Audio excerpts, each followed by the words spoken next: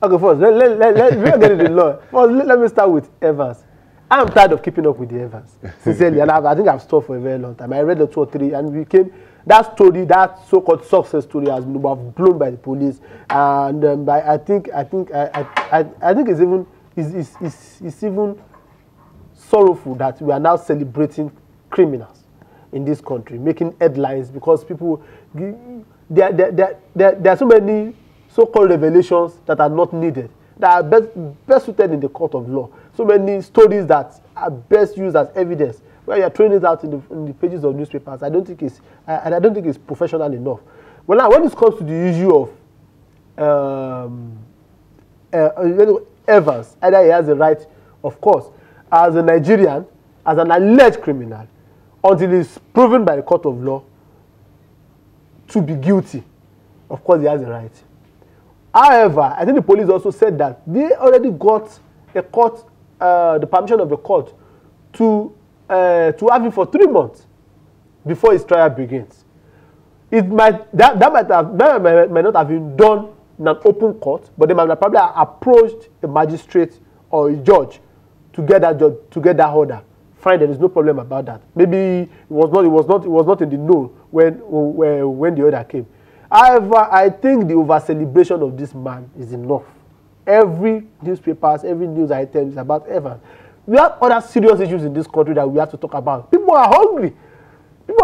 So I don't see the reason why we should have a bloated issue of someone who is a criminal, who is not celebrated. We should be having endorsements. And that is the problem.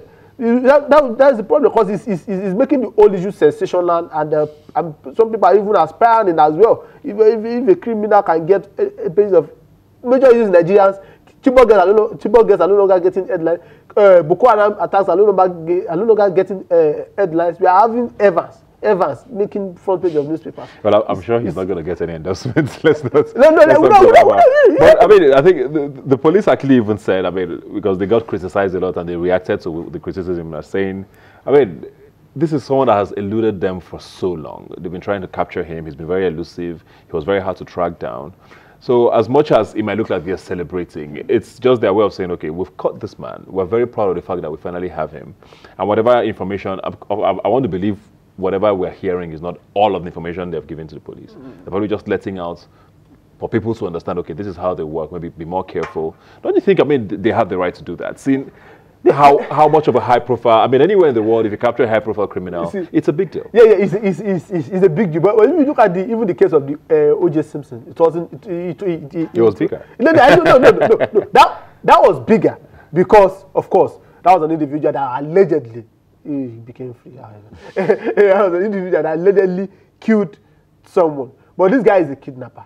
There are some other cases hanging around it. Apprehended by the police, which is insane thing, should go through a normal court. And we have a police force in this country that prefers to do a sensational trial.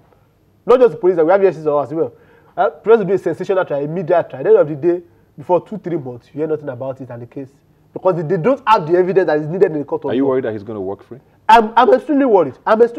And I'm worried that the first court appearance might probably get built. Before that, and the subsequent appearances, it might be free, because most of the issues that have been tendered as evidence, if truly they are facts, are already in the open. So might probably even end up as a mistrial. So to me, I think it's pathetic police is allowing this challenge to continue. If they want to brand themselves, the police want to brand them, let them talk to the officers that are stopping people at checkpoints, collecting money. Let them talk to members of the police force that are spoiling the name, denting the name of the police force, rather than trying to make name from a singular case. You've arrested a kidnapper, it's a major deal. Fine, after one or two days, make your headline, nuke your PR, and let it be over. It's over a month already, and everybody's still shouting Evans. I'm tired. Let's move on now to find out very quickly now to Mr. President. He's still in the United Kingdom and receiving treatment. We don't know exactly the state of his situation. It's almost 2 months now, going on 60 days, if I'm not wrong. And a lot of Nigerians, of course, are generally worried about what the situation is. Is it going to come back? Is this the end of the presidency? Is it going to resign? Or is he going to talk to us very soon, even though the speech he gave was not very welcomed by a lot of Nigerians? But I want to talk about the presidential fleet now, which made the news last week. You know, it was pictures of it surfaced, parked in the United Kingdom, and there were figures thrown around $4,000 a day, $4,000 a month. We don't know exactly what it is, but I mean, his media team has come out to say that this is why the flight has to be there. He's the president of the country, whether we like it or not, and if he needs to be evacuated at any point, we can't be waiting for a 6-hour flight to come back. And what was your take on that situation? I will start by saying that in all form or sense of sincerity, if a president is inactive for almost 60 days, if he's allegedly bedridden, allegedly, I think the best thing to do is to resign. You cannot continue to hold a country of over 160 million to ransom, and we are not saying we will no longer fund your medical bills. But if you feel we have an acting president who constitutionally should work as a president, if you feel we have an acting president,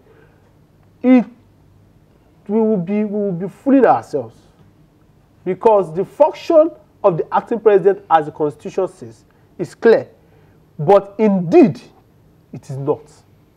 Most of the first, let's start with the security, with the Security Council.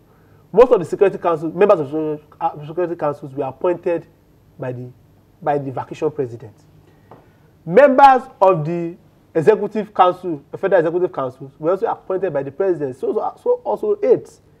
How do you expect an acting president whose leg is shaking, does not even know if he's the vice president or acting president, how do you expect him to control such structure?